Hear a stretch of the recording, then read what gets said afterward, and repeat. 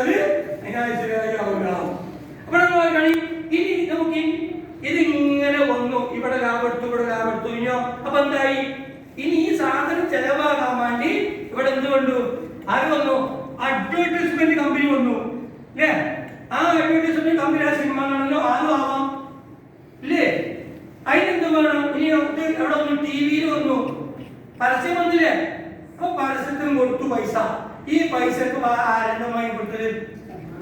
ആരെണ്ണം വാങ്ങി? സാധുക്കളായ നമ്മൾ വാങ്ങിക്കൊടുത്തു.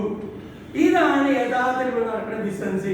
എന്നാൽ ദിവാ സീക്രട്ട് ഇന്റർനാഷണൽ എന്ന് പറയുന്ന കമ്പനിയുടെ പ്രൊഡക്റ്റ് ഇവിടെ ഈ പറഞ്ഞൊന്നുമില്ല. ഇവരൊക്കെ ഒഴിവാക്കി, ഇവരെല്ലാരും ഒഴിവാക്കി, പരസ്യക്കാരെ ഒഴിവാക്കി. ആരുള്ളത്? ആർക്കാ കൊടുത്തത്? നേരെ ജനങ്ങൾക്ക് കൊടുത്തു. അപ്പൊ ഇങ്ങനെ ഒരു ബിസിനസ്സുകാരനാവാനും ആ ബിസിനസ്സുകാരനാവാനും നിങ്ങൾക്ക് ഇതിലൂടെ നല്ലൊരു വരുമാനം നിങ്ങൾ ആഗ്രഹിക്കുന്നു എങ്കിൽ ഞാൻ ഇതിന്റെ പ്ലാനും നിങ്ങൾക്ക് പറയാം കേട്ടോ. ഞാൻ ഇതിന്റെ ഒരു ഇൻട്രൊഡക്ഷനാണ് കാര്യം തന്നത്. അപ്പൊ ഈ കമ്പനിയിൽ എങ്ങനെയാണ് ജോയിൻ ചെയ്യുക, എന്താ അതിന്റെ സ്റ്റെപ്പ്? 4 സ്റ്റെപ്പ് ഞാൻ ഇവിടെ പറയാതെ നിങ്ങൾ ഇന്റെ ക്ലാസ് ശ്രദ്ധിക്കണം. ഞാൻ അല്ലാതെ ഒരു ഉസ്താദുമാണ്, മാസ്റ്ററുമാണ്. ഞാൻ ഹിസ്റ്ററി പഠിക്കുന്ന അധ്യാപകനാണ്. പിന്നെ മദ്രസയിൽ പ്രധാന അധ്യാപകൻ, ഹെഡ് മാസ്റ്ററാണെങ്കിൽ സദർ ഉസ്താദാണ്. അങ്ങനെ വർക്ക് ചെയ്ത ആളാണ് ഞാൻ. അപ്പൊ എനിക്ക് സ്വഭാവമുണ്ട്, ഞാൻ ഈ പഠിപ്പിക്കുമ്പോൾ ഇടക്കിടക്ക് ചോദ്യം ചോദിക്കും കുട്ടികളോട്. നിങ്ങളൊക്കെ പിന്നെ കുട്ടികളാണ് കേട്ടോ. അപ്പൊ അതുകൊണ്ട് നിങ്ങൾ എന്റെ ക്ലാസ് ശ്രദ്ധിച്ചോളാം. ഇല്ലെങ്കിൽ ഞാൻ ചോദ്യം ചോദിക്കുമ്പോൾ ആദ്യം പറയുന്നത് പിടിയിട്ടൂല. അപ്പൊ ഇവിടെ ശ്രദ്ധിച്ചോളി. ഇത് നിങ്ങൾക്ക് നാളെ ഉപകാരപ്പെടുകയും ചെയ്യും കേട്ടോ. അപ്പൊ ഇവിടെ തന്നെ നിങ്ങൾ ഫുള്ളായിട്ടാണ്. കാരണം ഇത് ബീരാൻകുട്ടിയുടെ പരിപാടിയാണ്. ഇത് നമുക്ക് തിരിഞ്ഞാലുള്ളൂ നമുക്ക് ബീരാൻകുട്ടി ഇതിലൂടെ ഉണ്ടാക്കാൻ പറ്റുള്ളൂ. അപ്പൊ ഞാൻ നിങ്ങളോട് പറയാൻ പോകുന്നത് diva secret. Diva secret, SCRET, diva secret stem സെൽസിന്റെ പ്ലാൻ അങ്ങോട്ട് പറയണ്ട. അത് ഒരു പ്ലാനാണ്. എന്താ പ്ലാന്? ഈ കമ്പനിയിൽ നിങ്ങൾക്ക് ജോയിൻ ചെയ്യണമെങ്കിൽ 4 സ്റ്റെപ്പ് ഉണ്ട്. അതായത് നിങ്ങളെ ഈ ബിസിനസ് ആരാണോ പരിചയപ്പെടുത്തിയത് അതിൽ സ്റ്റെപ്പ് നമ്പർ 1 ഞാൻ പറയുന്നത്, ഈ കമ്പനി നിങ്ങൾക്ക് ജോയിൻ ചെയ്യണമെങ്കിൽ എന്ത് ചെയ്യണം? നിങ്ങളെ പരിചയപ്പെടുത്തിയ ഒരാളുണ്ടാവും അല്ലേ? പിന്നെ ഈ ബിസിനസ് പരിചയപ്പെടുത്തിയത് ഖിദർ സാറാണ് അല്ലേ? കുറെ ആളുകളെ പരിചയപ്പെടുത്തിയ ഖിദർ സാറാണ്. ഈ ഖിദർ സാറിന് ഞാൻ എന്ത് കൊടുക്കണം?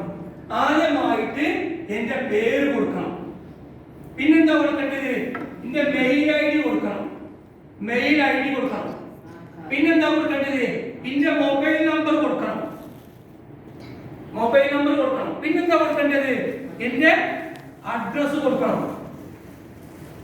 ഇത് കൊടുത്താലുള്ളൂ ഇത് ID എടുക്കാൻ പറ്റുള്ളൂ.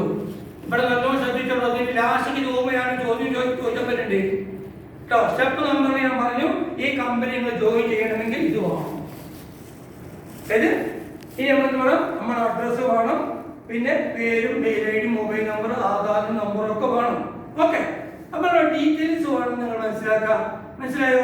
ഇനി സ്റ്റെപ്പ് നമ്പർ 2 എന്താണ്? സ്റ്റെപ്പ് നമ്പർ 2 രണ്ടാമത്തെ സ്റ്റെപ്പ് എന്ന് പറഞ്ഞാൽ നിങ്ങൾ ഈ പ്രൊഡക്റ്റ് പർച്ചേസ് ചെയ്യാം. Purchase the product purchase. Product purchase ചെയ്യുക. പ്രൊഡക്റ്റ് നിങ്ങൾ ഐഡിയ അടിച്ചുകൊണ്ട് കിട്ടുമോ? നിങ്ങൾക്ക് വരുമാനം കിട്ടുമോ? ഇല്ല. നിങ്ങൾ എന്ത് ചെയ്യണം? ഈ പ്രൊഡക്റ്റ് പർച്ചേസ് ചെയ്യണം. മൂന്നാമത്തെ സ്റ്റെപ്പ് നമ്പർ 3 എന്താ? പ്രൊഡക്റ്റ് വാങ്ങിയാൽ മതിയോ? എന്ത് ചെയ്യണം? Use the product.